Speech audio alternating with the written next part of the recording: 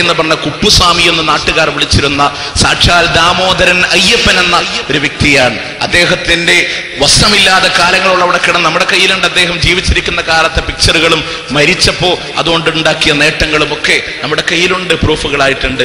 അവിടെ വന്ന് ജീവിതത്തിൽ ഒരിക്കൽ പോലും കണ്ടിട്ടില്ലാത്ത കുപ്പുസ്വാമിയുടെ കറാമത്ത് വിളമ്പി നമ്മുടെ കാന്തപുരം ഉസ്താദ്. അത്രമാത്രം ദയനീയമായി പോയ രംഗങ്ങൾ അല്ലേ. അതിന്റെ ഭാഗമായി പല പണ്ഡിതന്മാരും മുജാഹിദ് പ്രസ്ഥാനത്തെ പഠിക്കാനും അറിയാനും അവർ തയ്യാറായി കടന്നു വന്ന സാഹചര്യങ്ങളും നമുക്കിടയിൽ കാണാൻ സാധ്യമായിട്ടുണ്ട്. ആലോചിക്കണം, എത്ര ദയനീയമായ ഒരു രംഗം. ആ സ്ത്രീ വെറുതെ വിട്ടില്ല. ഇവിടെ നിങ്ങൾ ആലോചിക്കേണ്ട, ഈ ഒരു കുപ്പുസ്വാമിയെ നോക്കിയിരുന്ന ഒരു സ്ത്രീ ഉണ്ട്, ആ സ്ത്രീക്ക് ഒന്നുമില്ലാണ്ടായി പോയി. അവസാനം അവരും വെറുതെ വിട്ടില്ല.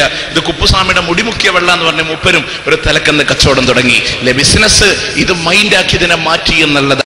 പിന്നെ നിങ്ങളെ പേരെന്താ പറഞ്ഞു? എന്റെ പേര് നഫീസ ബീവി.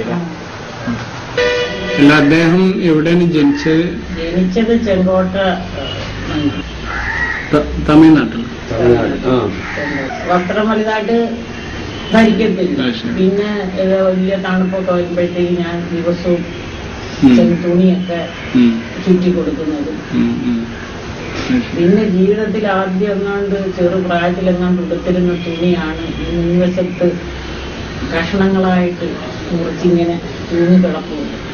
തോരൻ തൂക്കിയ തോരണം അരെ കെട്ടിയിരുന്ന അരെ ഉടുത്തിരുന്നതാണ്. അത് കീറി കീറി കീറി കീറി കഷ്ണങ്ങളായി എന്നിങ്ങനെ പല കഷ്ണങ്ങളായി മുഷിഞ്ഞിട്ട് അതൊക്കെ ഞങ്ങളിവിടെ സൂക്ഷിച്ചിട്ടുണ്ട്.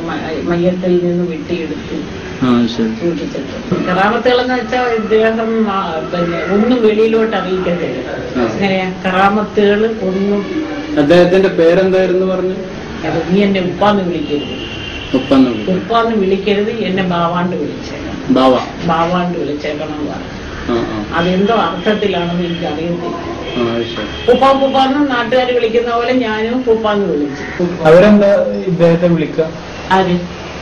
അവര് ഓച്ചറ പൂപ്പാന്ന് വിളിക്കും. അല്ല, പിന്നെ മുസ്ലിങ്ങള് എന്താ? മുസ്ലിങ്ങള് ഓച്ചറ പൂപ്പാന്ന് വിളിക്കുന്ന, ഹിന്ദുക്കളും അങ്ങനെ വിളിക്കുന്ന. പിന്നെ അവർക്ക് അവരൊരു ഇത് കുപ്പസ്വാമി, അത് അദ്ദേഹത്തിന് കേട്ടൂടാ. ഈ നമസ്കാരം, നോമ്പ്, കാര്യമായ ഈ വിഷയങ്ങളിലെല്ലാം അദ്ദേഹത്തിന്റെ നോമ്പ്.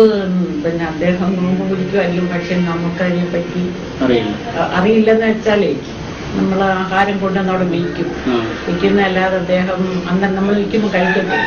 ചിലപ്പോഴേ കഴിക്കും. നമസ്കരിക്കുന്ന കണ്ടിട്ടുണ്ട്. അത് ആ രീതി എതിർത്താലും പല ആവർത്തി നമസ്കരിക്കുന്നത്, അങ്ങനെ സുബടിക്ക് നമസ്കരിക്കുന്നുണ്ട്. പക്ഷേ കിബിലായിക്ക് നേരെ അല്ലെന്ന് ചോദിക്കും. വടക്കോട്ടാണെങ്കിൽ വടക്കോട്ട് നിന്ന് നമസ്കരിക്കുക. ഇപ്പൊ അദ്ദേഹം ഇങ്ങനെ ഇരിക്കുകയാണെങ്കിൽ അവിടോട്ട് നിന്ന് നമസ്കരിക്കുക, ഇവിടെ ആണെങ്കിൽ ഇവിടെ ഇരുന്ന് നമസ്കരിക്കുക.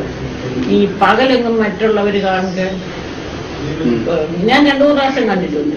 മലമൂത്ര വിസർജനം എല്ലാം ഇരിക്കുന്നിടത്ത് തന്നെ നമ്മളെടുത്ത് മാറ്റുക. അത് നല്ല ആരോഗ്യത്തെ ഇരിക്കുമ്പോഴും അത് തന്നെ മലമൂത്ര വിസർജനമില്ല. വെള്ളത്തിന്റെ ഒരു പരിപാടിയില്ല. മരണത്തിന്റെ ശേഷം എന്റെ ഒരു 2ാമത്തെ മകനുണ്ട്, ഇപ്പം വീട്ടിപ്പോയതെന്ന് പറഞ്ഞു. ആ പയ്യൻ സ്കൂട്ടറുമായിട്ട് ഈ പള്ളികളിലെല്ലാം പോയി 2 പേരെ ഓതാൻ വിട്ടിറണമെന്ന് പറയും. അതാണ് ഏറെ സങ്കടമായത്. ഇവിടെ എല്ലാം പോയി എന്റെ മോൻ രാത്രിയിൽ പോയിട്ട് ഒറ്റ പള്ളിയിൽ നിന്ന് ആൾക്കാരെ വിട്ടില്ല. ആളില്ലെന്ന് പറഞ്ഞു. ഇവിടെ ഓതാൻ ആളില്ലെന്ന് പറഞ്ഞു. പിന്നീട് നേരം വെളുത്തപ്പോ അന്നേരം പറഞ്ഞു, നിങ്ങളാരും വരണ്ട, നിങ്ങൾ ഒരുത്തരും വരണ്ട, ഞങ്ങൾക്കറിയാവുന്ന രീതിയിൽ നിങ്ങൾ പോയിക്കളയാം. ഞങ്ങൾക്ക് യാസീൻ ഓതാൻ അറിയാം, മാമ്പ് അറിയാം, അടുത്ത് ഞങ്ങൾക്ക് യാസീൻ ഓതാനൊക്കെ അറിയാം, യാസീൻ ഓടിക്കോളാം, നിങ്ങളാരും വരണ്ട.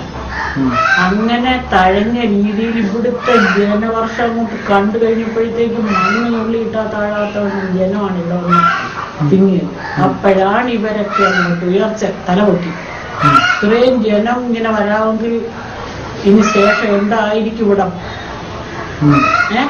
എന്നുള്ള ഇത് കണ്ടുകൊണ്ട് പോലീസ് നിയന്ത്രിച്ച ജനങ്ങളെ ഇങ്ങോട്ട് വിട്ടത്. 2 വണ്ടി പോലീസ് വന്ന ജനങ്ങളെ ഇങ്ങോട്ട് കയറ്റി വിട്ടത്.